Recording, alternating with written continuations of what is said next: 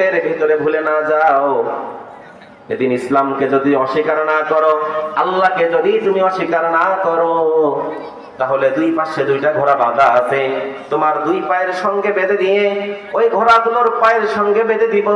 ঘোড়া দুইটা দুই দিক দিয়ে চলে যাবে, আর মাঝখান দিয়ে যেমন খড়ি দুই থালা করলে দুইটা টুকরা হয়ে যায়, এই রকম জীবন্ত মানুষ তুমি টুকরা হয়ে যাবে। একবার বুকে হাত দিয়ে মুসলমান বলেন দেখি, আম্মার বিন ইয়াসিরকে সময় ভয় করেছিলেন নাকি?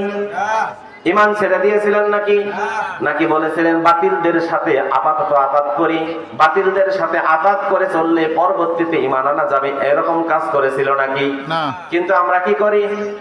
আমাদের সামনে যদি টাকার বস্তা এসে যায়, ক্ষমতার কোন পদের কোন প্রস্তাব আমাদের কাছে এসে যায়, সঙ্গে সঙ্গে আমরা ঈমান আমলের কোরআনের বিশ্বাসের কথা সব ভুলে গিয়ে, যারা শরীয়তের আইনকে বিশ্বাস করে না, কোরআন দিয়ে যারা দেশ পরিচালনা করতে চায় না, কোরআনের সমাজ যারা প্রতিষ্ঠা করতে চায় না, অসৎ মানুষদের সঙ্গে আমরা হাত মিলাতে দেরি করে না। কথা বলেন ঠিক কিনা? অথচ আম্মার বিন ইয়াসিরের দিকে খেয়াল করেন।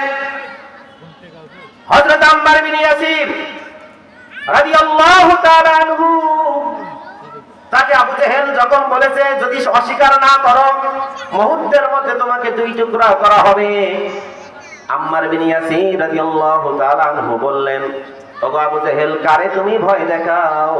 যেই দিন আমি মুখ দিয়ে বলেছি লা ইলাহা ইল্লাল্লাহু মুহাম্মাদুর রাসূলুল্লাহ সাল্লাল্লাহু আলাইহি সাল্লাম, ওই দিনেই তো আমি একটা জিনিস জেনে গেছি, মুসলমান যদি পৃথিবীতে বেঁচে থাকে গাজী হয়ে বেঁচে থাকবে, আর মুসলমান যদি মারা যায় আল্লাহর জন্য জানমাল খরচ করে যায়, সঙ্গে সঙ্গে মরার পরে জান্নাতের সাথে লাইন হয়ে যাবে। বলেন সুবহানাল্লাহ।